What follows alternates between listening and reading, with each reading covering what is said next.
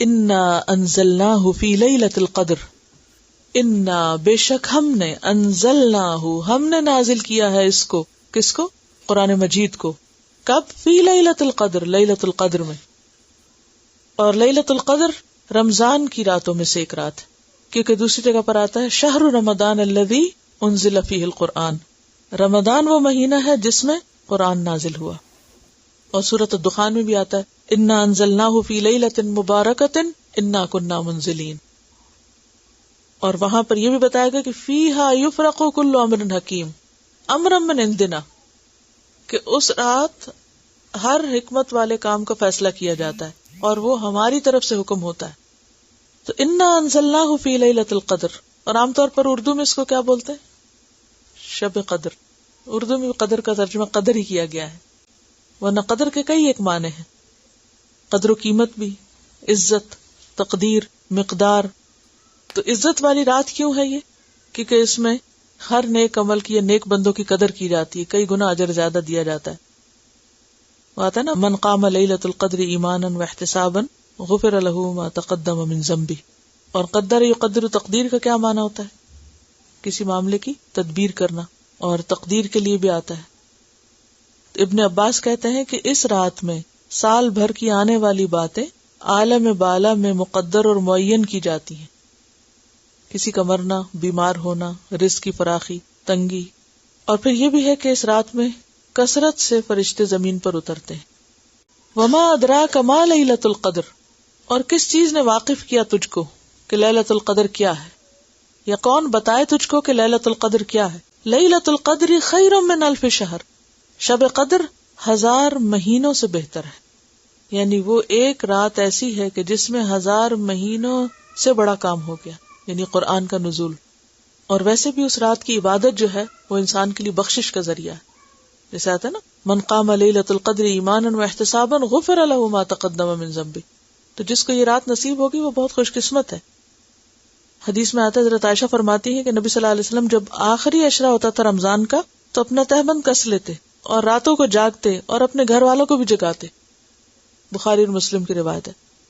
ایک اور حدیث میں آتا ہے کہ حضرت عائشہ فرماتی ہیں کہ نبی صلی اللہ علیہ وسلم آخری عشرے میں جتنا مجاہدہ کرتے کسی دوسرے وقت میں نہ کرتے، یعنی بہت زیادہ عبادت کرتے تھے. اور حضرت عائشہ نے پوچھا تھا نا کہ اگر کسی کو لیلۃ القدر نصیب ہو تو وہ کیا پڑھے، تو آپ نے کیا دعا بتائی تھی؟ اللہم انک عفو تحب العفو فاعف عنی. تنزل الملائکۃ، اترتے ہیں فرشتے. تنزل اصل میں تھا تتنزل، یعنی اترتے رہتے ہیں، یکے بعد دیگرے اترتے چلے جاتے ہیں، اور اس کثرت سے اترتے ہیں کہ زمین بھر جاتی ہے. فرشتوں کے لیے جگہ نہیں رہتی زمین پر، ساری زمین کو ڈھانپ لیتے ہیں. تنزل الملائکۃ والروح، اور روح بھی اترتے ہیں. روح سے مراد جبریل امین ہے. فیہا، اس میں. اور بعض نے کہا انسانوں کی روح ہے، لیکن ملائکہ کے ساتھ روح کا لفظ جب آتا ہے تو انسانوں کی روحیں نہیں بلکہ جبریل علیہ السلام ہی، کیونکہ ان کو روح امین بھی کہا جاتا ہے، روح القدس بھی کہا جاتا ہے. بِإِذْنِ رَبِّهِمْ، اپنے رب کے اذن کے ساتھ. من کل امر، من یہاں بے کے معنوں میں، یعنی بکل امر، ہر چیز کا فیصلہ لے کر، ہر چیز کا حکم لے کر، یعنی جو اگلے سال میں انسانوں کے مقدر ہوتا ہے اس کو لے کر اترتے ہیں. سلام، سلامت ہے، سلامتی ہی سلامتی، یا سلام ہی سلام ہے. ہی وہ کون؟ رات، یعنی رات سراسر سلامتی ہے. حتی مطلع الفجر، حتی کہ فجر طلوع ہو جائے. اور مطلع ظرف ہے، طلوع ہونے کی جگہ یا طلوع ہونے کا وقت. سلام ہی حتی مطلع الفجر، یعنی اس رات میں اتنے فرشتے اترتے ہیں، اتنی رحمت، اتنی خیر اور اتنی برکت اترتی ہے کہ ساری رات اس کا سلسلہ چلتا رہتا ہے. کوئی رات کے پہلے حصے میں جاگے، کوئی آخری حصے میں، کوئی پوری رات، جیسا بھی کسی کو توفیق ہو، جتنے بھی وہ خزانے سمیٹ سکے. تو بات یہ ہے کہ اس میں سلامتی ہی سلامتی ہے. اس رات کو اتنی فضیلت کیوں دی گئی کہ یہ 1000 مہینوں سے بہتر ہے؟ کس چیز کی وجہ سے؟ قرآن کی وجہ سے. یعنی جس قرآن کی اتنی قدر ہے، اتنی قدر و منزلت ہے، اتنی عزت ہے، اتنا شرف ہے کہ جس رات میں اتارا گیا اس رات کو اتنا مقام مل گیا.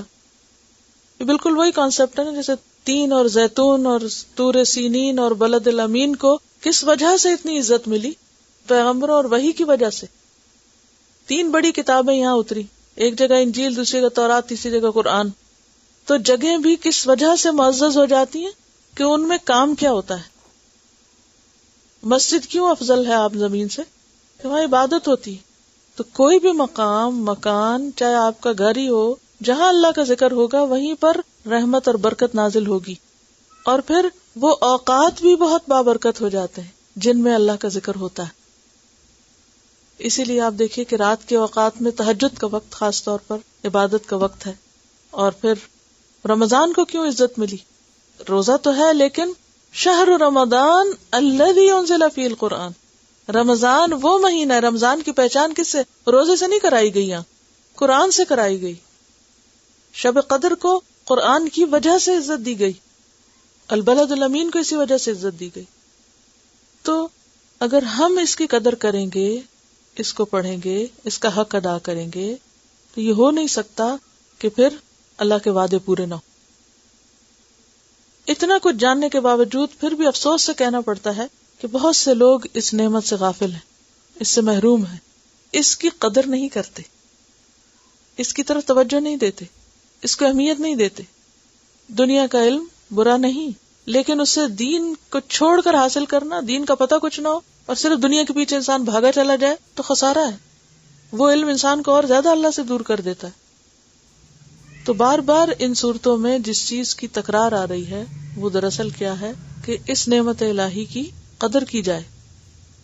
قرطبی نے ایک حدیث روایت کی ہے کہ جس شخص نے قرآن سیکھا مگر پھر اس کو بند کر کے گھر میں رکھ دیا یا لٹکا دیا، نہ اس کی تلاوت کی پابندی کی، نہ احکام میں غور کیا، قیامت کے روز قرآن اس کے گلے میں پڑا ہوا آئے گا اور اللہ کی بارگاہ میں شکایت کرے گا کہ آپ کے اس بندے نے مجھے چھوڑ دیا تھا، آپ میرے اور اس کے معاملے میں فیصلہ فرمائیں. جیسے ایک اور جگہ پر آتا ہے نا، القرآن حجت لک او علیک، یا تو قرآن تیرے حق میں حجت بنے گا یا تیرے خلاف بنے گا، یا تو تیری سفارش کرنے والا ہوگا یا تیرے خلاف مقدمہ قائم کرنے والا ہوگا. تو یہ کتاب کو معمولی کتاب نہیں.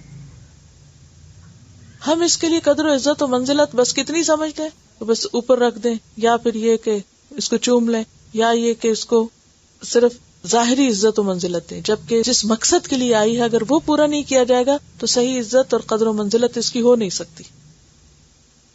وآخر دعوانا ان الحمد للہ رب العالمین. سبحانک اللہم و بحمدک، اشہد ان لا الہ الا انت، استغفرک و اتوب الیک. السلام علیکم و رحمۃ اللہ.